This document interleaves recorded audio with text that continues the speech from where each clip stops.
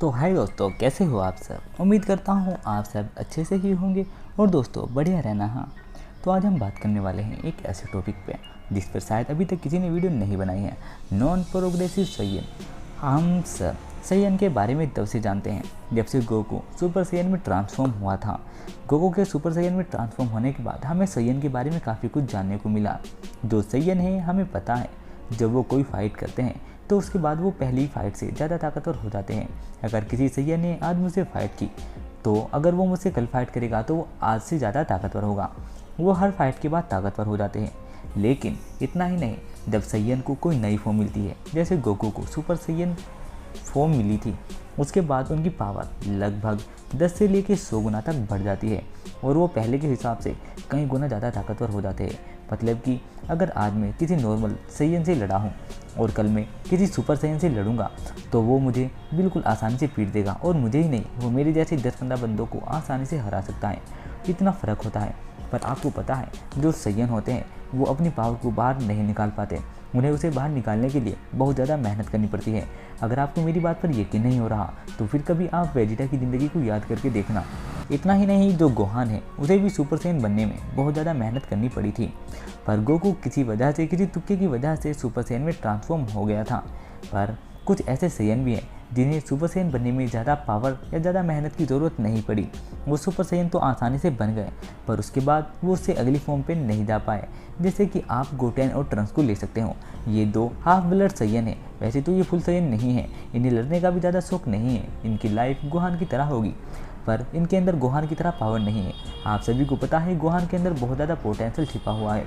Gohan बहुत कम देर training करता है और वो बहुत ज़्यादा ताकतवर हो जाता है।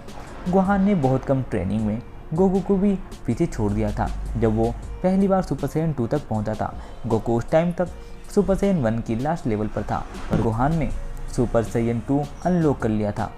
और इतना ही नहीं, जब गोकू सुपर सैयन 3 पर पहुंचा तो उस टाइम गोहान ने बहुत थोड़ी सी देर प्रैक्टिस की थी। प्रैक्टिस तो नहीं बोल सकते हम, उस ओल्ड काय ने उसकी पावर बाहर निकाल दी थी, जिससे गोहान को एक अल्टीमेट फॉर्म मिली थी, गोहान अल्टीमेट पावर। और वो फॉर्म इतनी ज़्यादा ताकतवर थी कि कुछ लोगों का कहना है कि वो सुपर सैयन 3 को भी बीट कर सकती है और वो बहुत ज़्यादा ताकतवर है। और उस टाइम का जो गोहान था वो हमारे सुपर सैयन 3 से ज़्यादा ताकतवर था।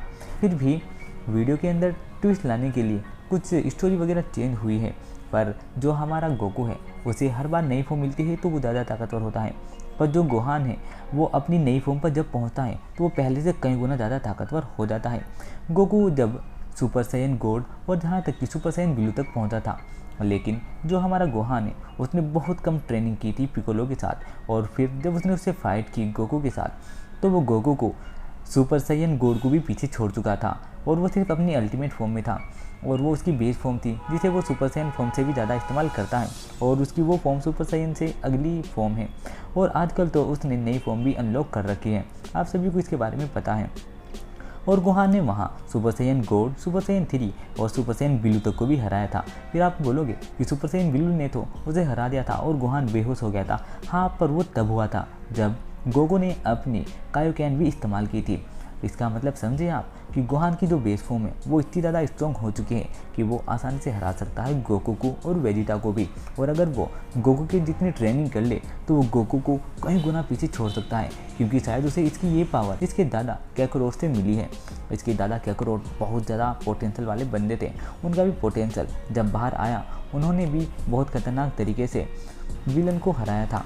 मैं विलन का साफ साफ नाम नहीं लेना चाहता, क्योंकि जो वो एनिमे में आएगा तब ज़्यादा मज़ा आएगा, फिर उसे एक्सप्लेन करते हैं।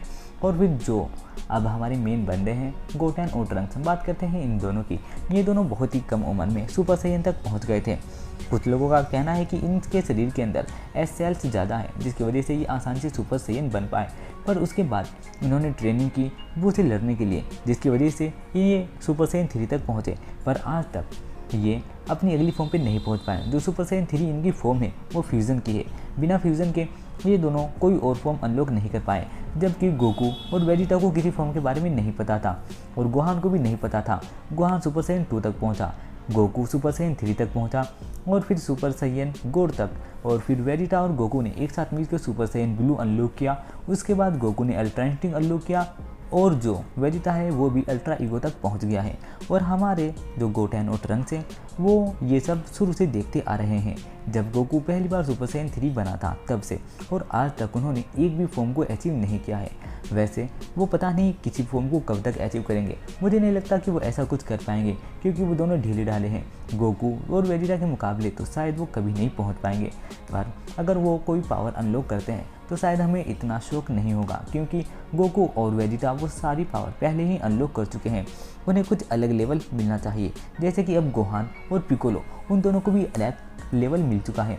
गोहान को बीस्ट फॉर्म और पिकोलो को उसकी ऑरेंज फॉर्म मिलने के बाद वो दोनों इतने ज़्यादा स्ट्रॉन्ग हो गए हैं कि पृथ्वी पर गोकू और वेजिटा के बाद वो दोनों कुछ भी संभाल सकते हैं।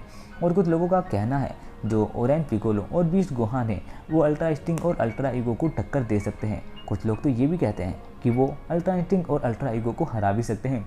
ये बात तो सही है, क्योंकि जब गोहान का पावर लेवल बढ़ता है तो वो आसमान को छूता है, पर इस बार तो पिकोलो ने भी हद पार कर दी। अब मैं सोच रहा हूँ कि कुछ ना कुछ पावर इंसानों को भी अनलॉक होनी चाहिए, जैसे हमारा किरिलिन, यामचा और टियाने, इनके अंदर का भी पोटेंशियल या इनकी पावर भी थोड़ी इंक्रीज़ करके दिखानी चाहिए, वरना फिर क्रिएटर को थोड़ी सी से अलग लाइन ले जाना चाहिए। चलो देखते हैं आगे हमें क्या क्या देखने को मिलने वाला है। वैसे अब ड्रैगन बॉल सुपर 2 आने वाला है जल्दी ही, पता नहीं कब तक वो एनिमे में तब्दील होगा और आएगा, पर जैसे ही वो आएगा मैं आपको बता दूंगा, और हमारी फिर से DBZ की जर्नी, DBH की जर्नी फिर से स्टार्ट होगी और हम फिर से वीडियो देखेंगे। और वैसे भी मैं किसी मंगा के ऊपर वीडियो बनाने वाला हूं, और मैं आपको सारे के सारे एपिसोड, मतलब कि जितने भी उसमें चैप्टर होंगे वो आपको अच्छी डिटेल में प्रोवाइड करा दूंगा, तो आपको घबराने की ज़रूरत नहीं है। आपका भाई अभी जिंदा है। तो मिलता हूँ किसी और भी वीडियो में, तब तक के लिए बाय बाय। और अगर तुम लोग नए हो तो सब्सक्राइब करो, वो जो लाल वाला बटन है उस पर फूट फेंक के मारो या फिर मोमबत्ती, मुझे नहीं पता, बस क्लिक हो जाना चाहिए।